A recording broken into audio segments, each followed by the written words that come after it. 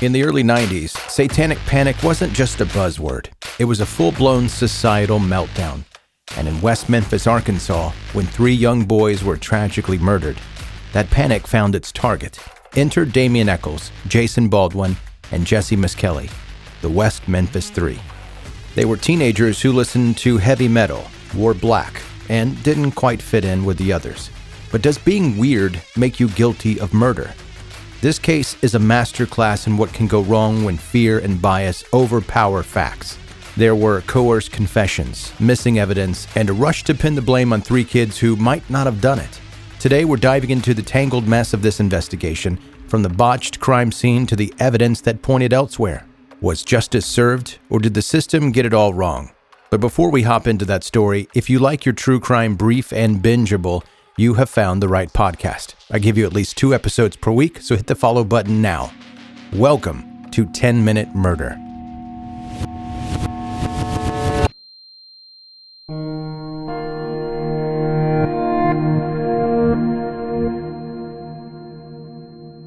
The story of the West Memphis Three isn't just a true crime case. It's a cautionary tale about how badly things can go when fear and bias overtake reason. What if 3 teenagers didn't brutally murder 3 young boys, but were instead convicted because they wore black, they liked Metallica, and they didn't fit into the small-town mold in Arkansas in 1993? What if the real horror here isn't about satanic rituals, but an investigation so riddled with errors it could cause a case study on how not to do police work? Okay, let's set the stage. The early 1990s were prime time for the Satanic Panic. Dungeons and Dragons was supposed to be a gateway to hell.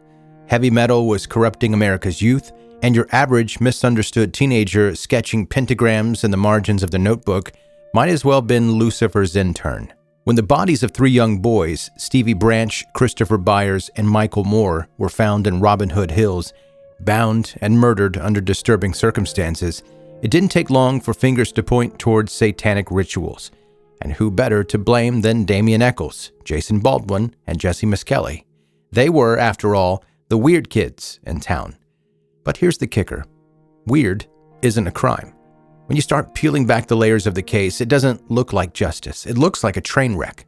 The confessions are riddled with inconsistencies. The physical evidence, basically non-existent. And the entire prosecution leaned harder on the town's fear of the occult than on actual facts. So what if this story isn't about guilt at all? What if it's about fear, prejudice, and a desperate need for answers that led to 3 innocent kids being railroaded?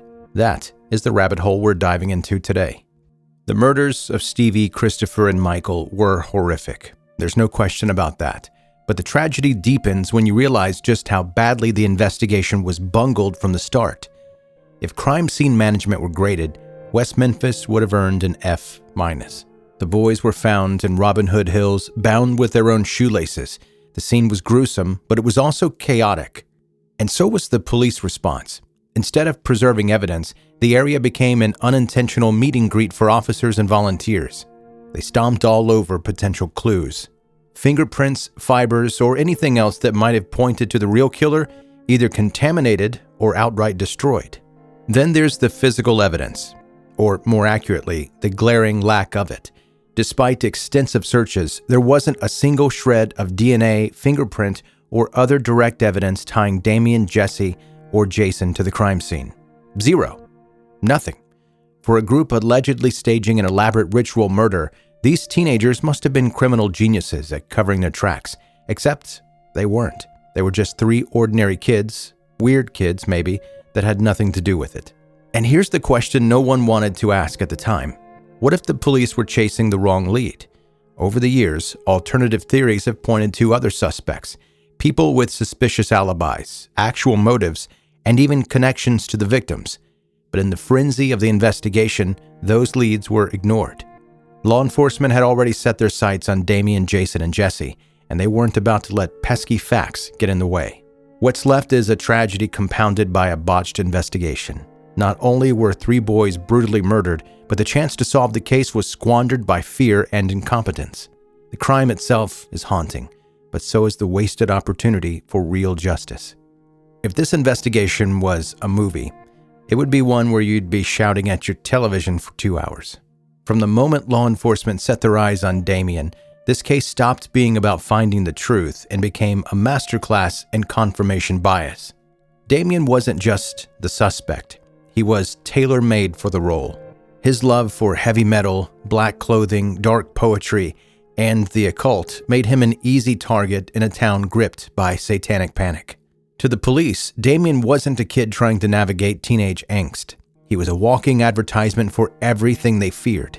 Once they had him in their sights, it was only a matter of time before Jason Baldwin, his best friend, and Jessie Misskelley, a kid whose bad luck landed him on the wrong place at the wrong time, were swept into the chaos by simple association. The linchpin of the prosecution's case was Jessie Misskelley's confession, a confession that falls apart faster than a cheap umbrella in a storm. Jessie, who had an IQ of 72, likely didn't fully understand what was happening when interrogated for hours without a lawyer or a parent present. By the end of it, he'd given a statement riddled with inconsistencies, including wildly inaccurate timelines that couldn't possibly have happened. Did it align with the crime scene? Not even close, but it was just close enough for the police to declare victory. And then there was the so-called evidence, a few fibers that might have matched items from the suspect's home. Might is doing a lot of heavy lifting there. This was the kind of evidence that could implicate half the town if you squinted hard enough. Meanwhile, glaringly suspicious leads, like Terry Hobbs, the stepfather of one of the victims, were left to collect dust. Years later, DNA evidence linked Hobbs to the crime scene, raising more questions than answers. But back in 1993, those details didn't fit the perfectly packaged theory the police were building, so they were conveniently ignored. What's left is an investigation that feels more like a bad game of connect the dots than a genuine pursuit of justice. Instead of piecing together what actually happened, law enforcement doubled down on a narrative that painted 3 innocent teenagers as monsters and ignored clues that might have led them to the real killer. The investigation into the West Memphis Three wasn't about solving a crime. It was about finding someone to blame. Once police zeroed in on Damien, facts and logic were bulldozed to fit the narrative, dragging 3 teenagers down with them. The 1996 documentary Paradise Lost pulled back the curtain on this disaster, showing the world a case fueled by fear, not justice. Viewers couldn't help but ask, was the real crime the murders or the convictions?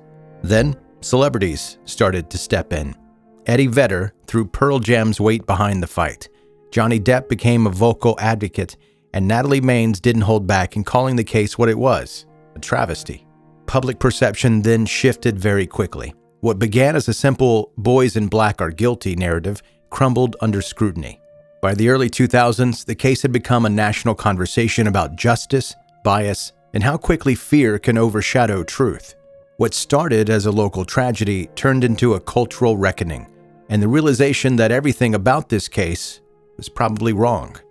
Enter DNA evidence, the gold standard of truth in modern criminal cases. For Damien, Jason, and Jessie, it became the ultimate get-out-of-jail card, one strand of hair at a time.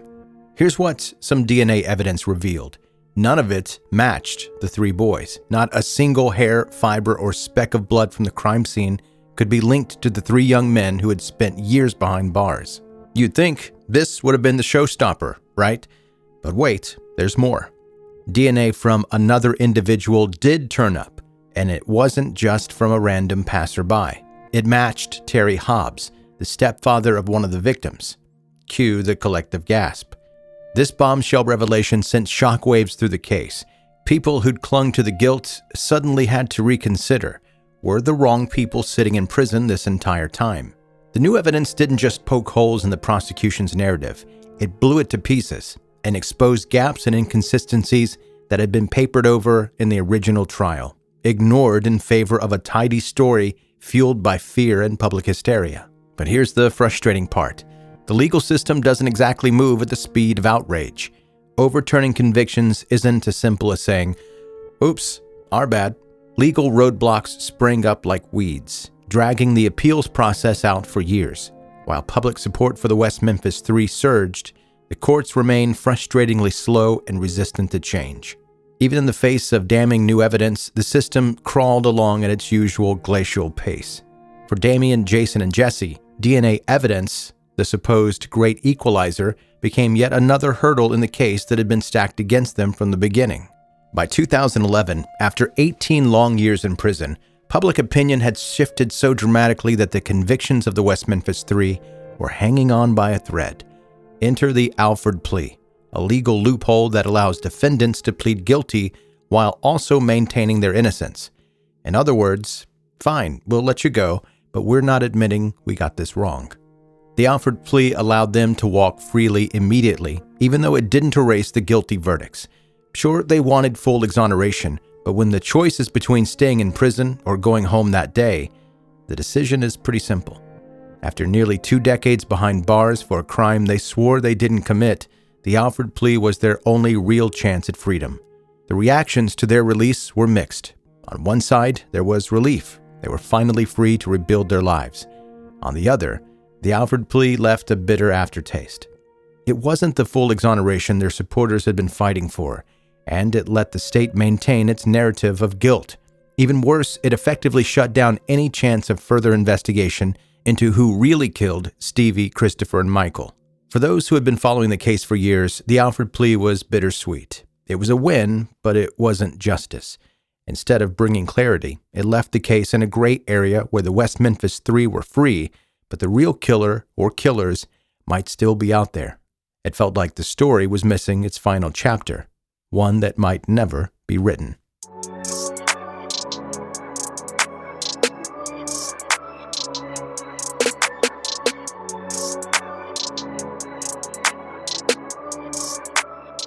That is 10-Minute Murder for today. Brief and bingeable true crime. I'm Joe, I'm the host, and thank you for taking the time to listen. And as I mentioned in the other West Memphis 3 episode that I did, that is right next to this one, this isn't necessarily how I feel about the case. This is a perspective coming from innocence. And the other episode, if you haven't listened to that one comes from the perspective of guilt. Because like I mentioned in that one, I don't have a clue if they're guilty or innocent. None of us really do know for sure whether they're guilty or they know for sure whether they are guilty or innocent, but we don't. So I wanted to cover the case, but I also didn't want to slant one way or the other, so I decided to slant both ways.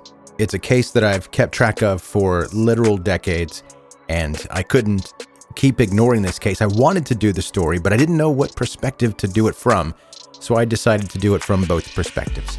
I hope you enjoyed it, and if you enjoy the podcast, if you're an OG listener that doesn't miss an episode, please share this podcast with your friends and family. Let them know about 10-Minute Murder. For more information on everything we do here, you can go to 10minutemurder.com or send me an email, joe@10minutemurder.com. And that's going to do it. That is your episode. Thank you so much for listening to 10-Minute Murder.